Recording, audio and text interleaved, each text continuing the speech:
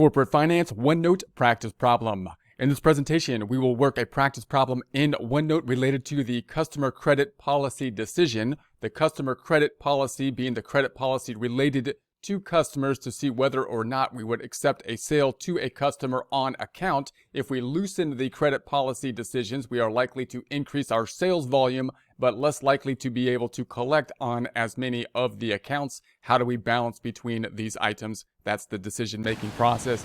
Get ready. It's time to take your chance with corporate finance. Here we are in OneNote. If you would like to follow along in OneNote, you're not required to do so, but if you have access to it and would like to, we are in the 727 Customer Credit Policy Decision tab in the Practice Problems section. Closing this back out, we're going to have our information up top, then we'll have a smaller component of that information that we will use to work through the practice problem. So we have an option to extend credit to more customers previously thought of as poor risk. So the idea here being we have a credit policy for the sales that we make on account. And if we loosen the credit policy, then we can sell to more customers that have possibly weaker credit and take on the more risk of the weaker credit risk. And of course, there's going to be a trade-off there because if we do that, we're likely to increase sales, but we're also likely to increase the amount of accounts that will not be collectible, as well as incur more costs for the collection process to try to collect on them. So then there's going to be a balancing effect in terms of what's the optimal strategy with regards to credit policies for customers. So we'll have to figure out these assumptions. We'll say, well, we're going to assume then, and this would take, of course, practice. We're estimating out into the future. So we'd have to say this is what we believe would happen with regards to the increase in sales and the added costs. So we would project out. Really nice to be able to do these projections again in Excel, because if you do them in Excel, then you can adjust the data and you can adjust easily the worksheet. So if you set up the worksheet properly and practice setting up the worksheets, then you can run multiple scenarios and change the numbers and see how they will be adjusted. So we do have these problems in Excel. Highly recommend doing that. So we're going to say the sales increase is going to be 140,000 if we loosen up the credit terms. The rate of accounts receivable estimated to be uncollectible then is going to be 6% on that increase. So we're going to say 6% of the receivables are going to be not collectible. Addition collection cost as a percentage of sales. So we're going to say the collections will go up, and we're going to try to tie them out to the percentage of sales, the collection costs that will increase as a relation to the percentage of sales. And then we have the production and selling costs as a percent of sales. So we're going to combine those things together as kind of an average so we can do our projection here, and we're going to tie them to sales again because that will make it easier for us to basically fluctuate with the sales. And as we do this, remember, we would have to take into consideration kind of what would be the fixed costs and the variable costs to figure out what this percent would be and think about how exact we're going to be with regards to that. Then we have the tax bracket is going to be 15%. Here's a smaller component of the data that we're going to need to work through our practice problem.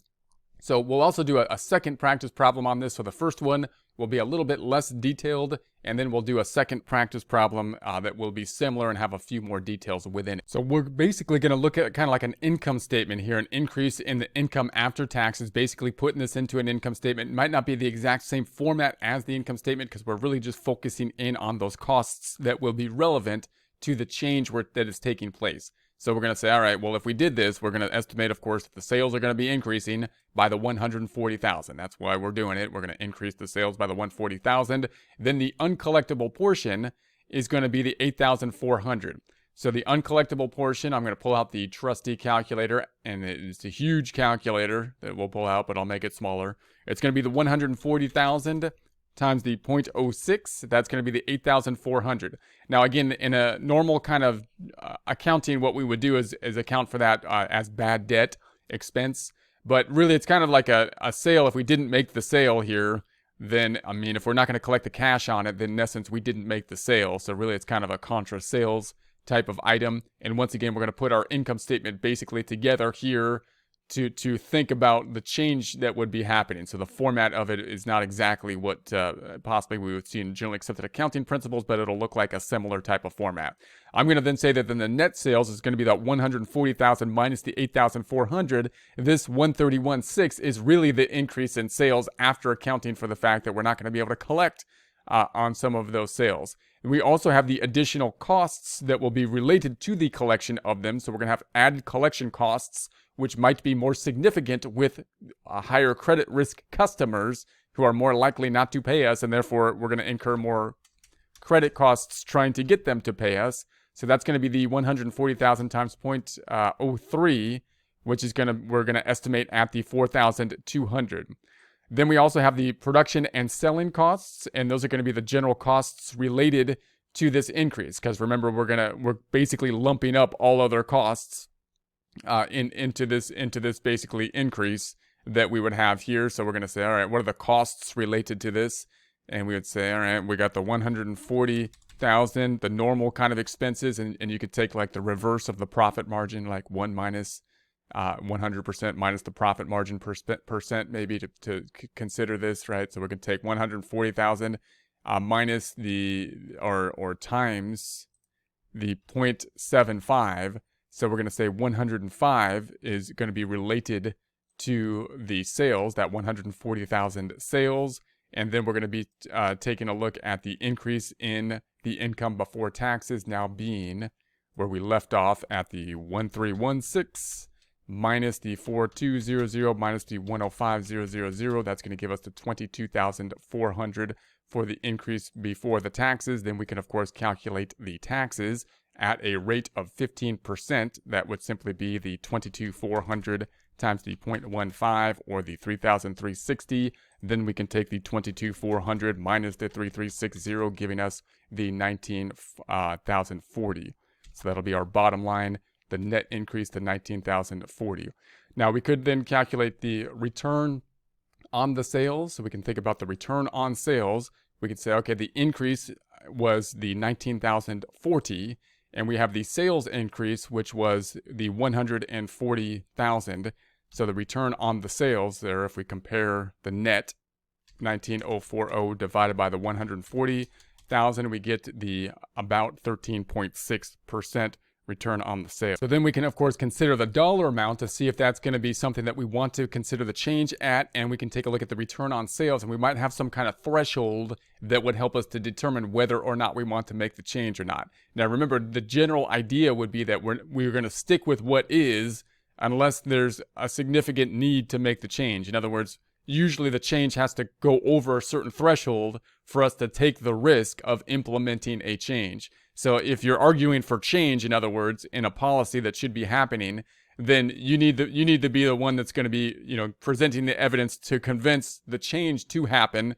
And the person that's if you're the person arguing on the other side of the argument that's arguing to keep things as is, kind of has the advantage of the default, because that's like the default, right? You got to argue in order to make the change, not argue to keep the thing the way it is, right? So you want to be over a certain threshold in order for that to make the change. Now, we might do another return on investment type of calculation as a general threshold that companies often use as something that would have to be cleared.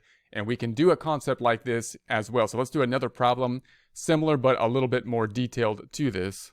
So here's our new set of data. We have the option to extend the credit to more customers previously thought to be poor risk. So we're doing the same thing. We're saying, okay, we're going to increase the credit risk customers so we can increase the sales, even though we know that might lead to us being able to collect less and have some collection costs, but there's that balancing between the two, the sales increasing and the costs of uncollectible accounts and so on. So we're going to have the percent of sales estimated uncollectible is going to be 11% this time. Collection costs as a percent of the new sales, it's going to cost us 2% on the new sales in order to do the collection. This is what we're estimating. The production and selling costs as a percentage of sales. So in order to figure this out, remember we're talking about sales top line going up, and therefore we have to figure out what the general expenses, just the normal costs of the production, are on the income statement, which might be something like taking the profit margin of the prior income statement minus 1, or 100% minus the profit margin. Might give us at least a starting point to figure out what the production and selling costs would be, and we would like to make it variable for varying on the sales to make our nice projection easy to do.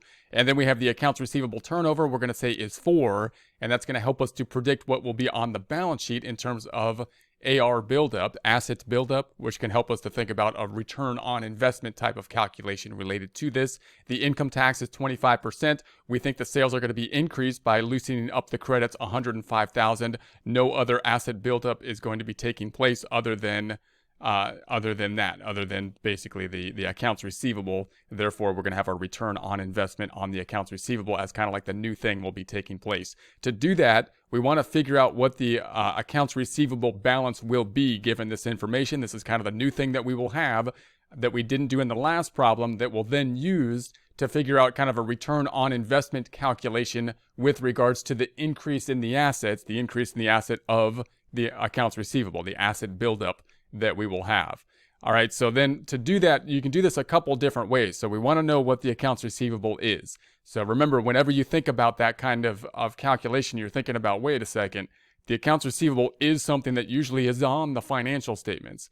And when you're thinking about something normally on the financial statements, you might want to first go back to the thing that is not on the financial statements, the thing that's normally a ratio that you calculate on the financial statements to think about the performance of financial statements in order to basically back into the number you're looking for. In other words, if you were to review financial statements, you would be doing ratio analysis on the financial statement numbers in order to figure out the ratios. When you're doing projections into the future, you may well be using some of those ratios that you figured out in order to figure out future balance sheet numbers or income statement numbers or financial statement numbers. When you're doing that, you don't need to think of a new formula.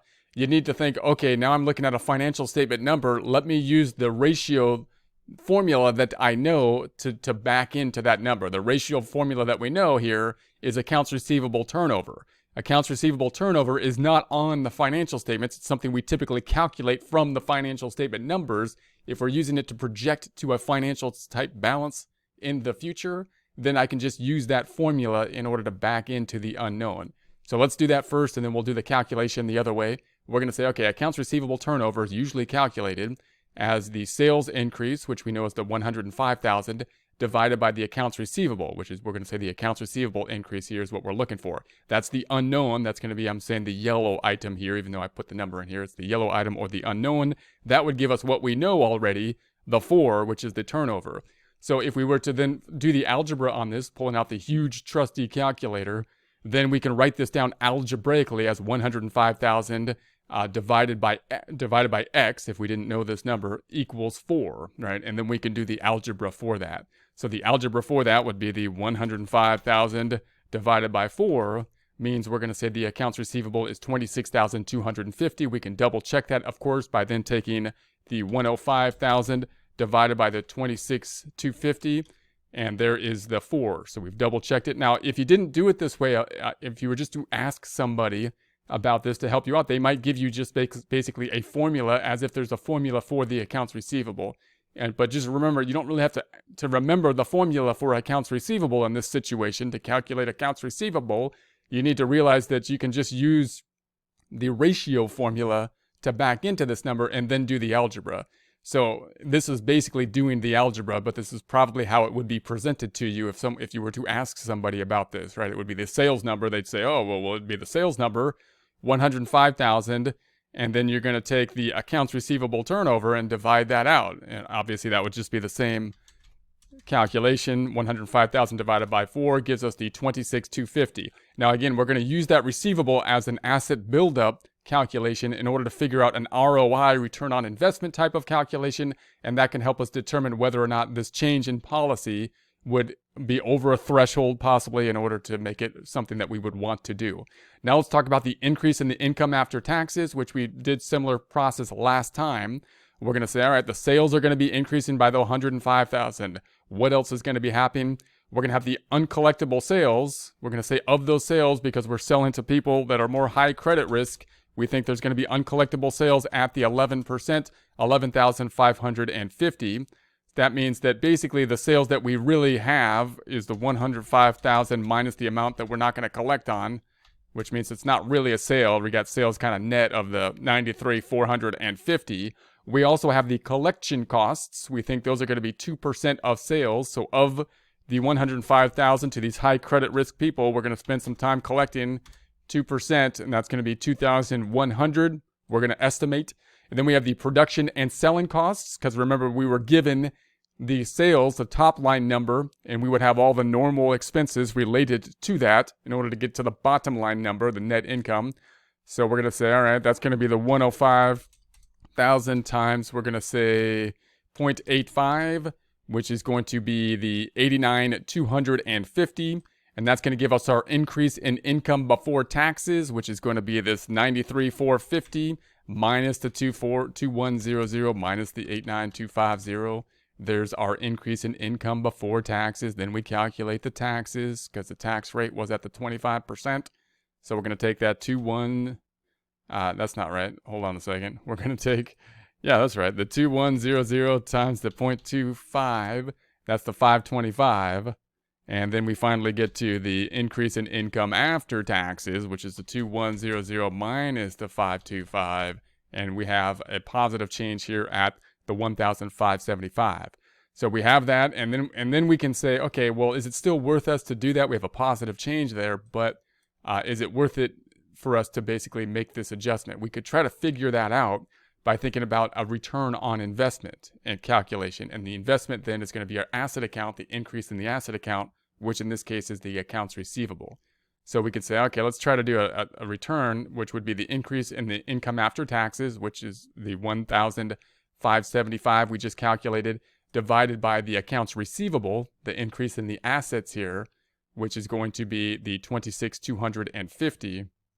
And that'll give us our basically return on investment type of a calculation on the increase in the assets, the 1,575 divided by the 26,250, which is about 6%. And that'll give us a gauge, because oftentimes a company will then have, a minimum level on the return on investment that you would need to clear in order for us to justify moving from the default point where we are now to something new.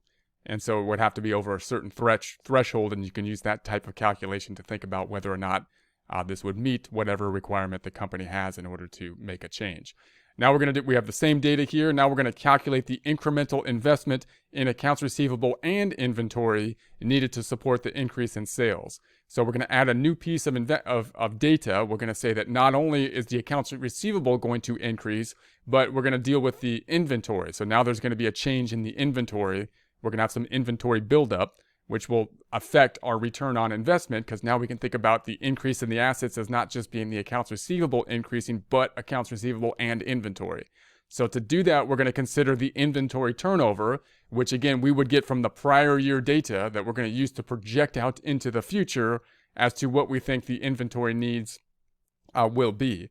So the inventory turnover is 2. What we're trying to figure out is the incremental inventory now. And again, because you're trying to figure out the incremental inventory, which is a balance sheet number, you're not going to learn a new formula for it. You're going to say, no, I need the inventory turnover calculation, and I'll just use that to back into the amount I want, which is the inventory number. So you'd basically say, all right, well, what's the inventory turnover calculation? It's going to be sales, and note that the inventory turnover could be cost of goods sold divided by the inventory. If you want more detail on why you would use sales or cost of goods sold or practice problems on that, take a look at our ratio calculations in a prior section. But we're using sales here. You could use cost of goods sold. We won't get into that now. But in any case, sales divided by the incremental inventory. So the incremental inventory is what we're looking for. That's why it's yellow. That would be the unknown. The thing we do know is the inventory turnover, because we're taking that from the past history. Once we have that, then we can write this out algebraically, which would be 105,000 divided by X, the unknown, would equal 2. And that would allow us to back into this number, which would be the 105,000 divided by 2, which would be the 52,500. And then we could say double check it by taking the 105,000 divided by, that's not 105,000. 105,000 divided by 52,500 gives us 2. It should give us 2. 105,000 divided by 52,500 gives us 2. All right, I feel better now. So now, and again, if you were to ask somebody about this, they would basically give you, okay, this is the formula you would have, as if you needed to memorize another formula. You don't. You just need to take the formula you know and do the algebra but this is often the format it will be given in, and you can see obviously we're just adjusting the algebra here. So the incremental inventory to get to this number once again would just simply be the sales, 105,000, divided by the inventory turnover to get the 52,500, the 52,500. Point being, don't think you need to memorize the new formulas. If it's something on the financial statements, like inventory, you don't need the formula for that. You need to know what the proper ratio is and use that formula to then back into the unknown, which will be the financial statement account number. Okay, so then we can calculate the return on investment now, saying that we have the two factors that will be involved. So we still have the increase. That's the same number we had up top. The increase is the 1575. But now we have the accounts receivable increased and we have the inventory increase. So we got to pick up both of those items. So let's pick up both of those items. The accounts receivable increased by this amount. So that was the 26,250. That's the asset that increased. And we also have the other asset that increased, which now is the inventory plus the 52,500.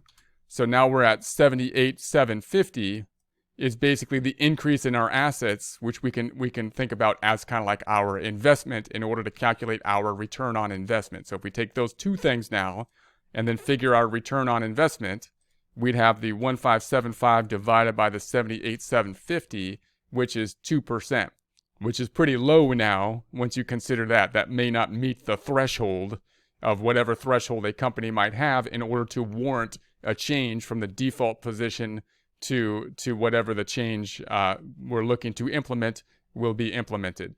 So that's how we can kind of use that return on investment calculation in a similar way as we would think of as other kind of changes that we might make from the standard.